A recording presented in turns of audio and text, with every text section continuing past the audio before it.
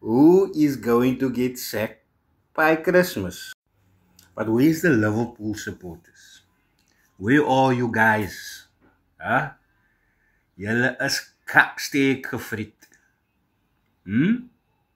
What were you saying? Dropping in my comment section, I mustn't talk kak. Man United is kak. Huh? What? 15th place? 7-0? What? I can't hear. You know why I can't hear? Because you guys have fuck all to say. You can't say nothing. You can't say nothing. You know why? Because you guys are silent. I look down the road. No Liverpool supporters. I walked in my community. Down every avenue. I shouted, Liverpool is kak. And no one came out of their house to defend their team. Liverpool is kak. Say it again. Liverpool is kak. And this man is going to get sacked this season. And I said this in my previous video. Mark my words. I said this. I'll say it again. This man is going to get sacked before Ruben Amorim leaves the club. It's not that I want my manager to leave my club. But you know the narrative, people such as this wanker over here, he pushes this narrative. No, Ruben Amorim must be sacked. He must be sacked. I mean, he's so stubborn. He can't. His system is just not working. And the players is just not working. And he's just a stubborn Portuguese manager. And the only reason why he still has his job is because he's a handsome man. What?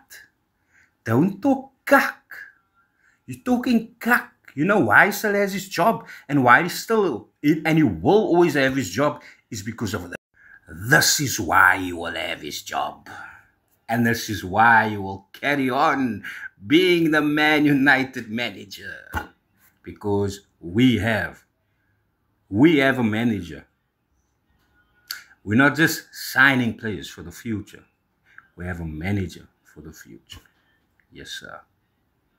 This is history repeating itself. Where Man United is going to go up and dominate for X amount of years again. And then Liverpool is going to freak kak for X amount of years.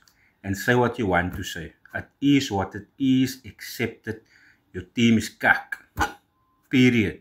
They kak. The only player I really rate, like really rate, is Cody Gakpo. I'm still a bit sad here that we didn't go for that lightly. We didn't, pounce at the time that he was ready to leave his club, PSV, to come to England and in Liverpool. You must know how how you guys do business. Pounced at the right time to snatch that lighty. But it doesn't even matter, man. It really don't matter. 3 points.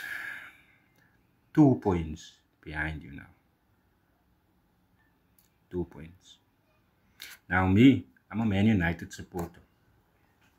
And I can accept the fact that we were cut for, I think, can I say this, 12 years? 12 years post-Ferguson. We were cut. Even now, going through this transition of building now, like really building.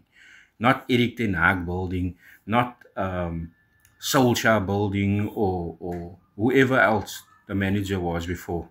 You know, I know who the manager was, I'm just saying, but whoever else was before Ruben. This is the builder. And we as Man United supporters must also stop talking kak about Ruben and Ineos. I'm not happy either with, Ineos buying a minority stake, and the Glazers still being part of Man United. I'm not happy about it. But the fact that Ineos got the Glazers to not be a part of the football side no longer They are in full control over football. I took my hat off. That means no fucking Glazers, right? Not the ideal takeover I wanted, but it's better than the fucking Glazers. 25, 26, 27% stake. Yeah. Minority stakeholders in yours. And look how quiet I think they are working with Ruben. They are maybe not have provided him with the players, but you know, with the technicalities of that side of the club, you know, the footballing side of the club. Obviously, we all know, you know, United is in so much debt, etc.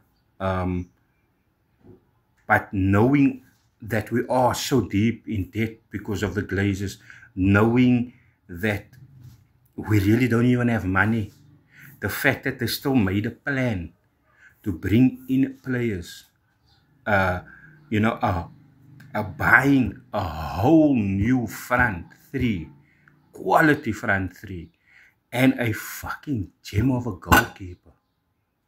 A gem of a fucking goalkeeper.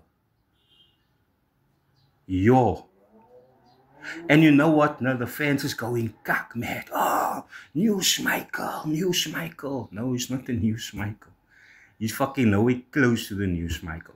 It's just we haven't seen a goalkeeper do basic shit in a kak long time. So when we saw it, it's like, oh my God. It's almost like, you know, we're witnessing someone making a fire, which is pretty normal to the person, and to us it's like, oh my God, this guy, we just discovered fire on my push, oh my God, oh, yeah. So we, as Man United supporters, I think we shouldn't, you know, go down that route, man, of amping our players up to be so kakgevaarlik. Give them time, man. It's most like a plant, man. You need to nurture the plant in order for the plant to grow, isn't it? Shouldn't hype our players up. And you must just take it one game at a time. One game at a time. Try not to get hyped up. Beating Liverpool shouldn't be like, oh my God. No. It's Liverpool. It's not a big club. Anyway. Back to the point. Yes. So, 4 losses. 4 losses back to back. Liverpool supporters, what do you have to say for your kak team? For your kak coach? What do you have to say now? Spend how much money? 485 million. On what? You guys are kak. You guys are kak. But yeah, guys, fill up that comment section. I want to hear all the kak this Liverpool supporters have to say. Man United supporters, we can banter the motherfuckers now because back-to-back losses. Did this happen under Ruben Amorim? Did he taste this already? 4 losses? Please, like the video, repost this shit.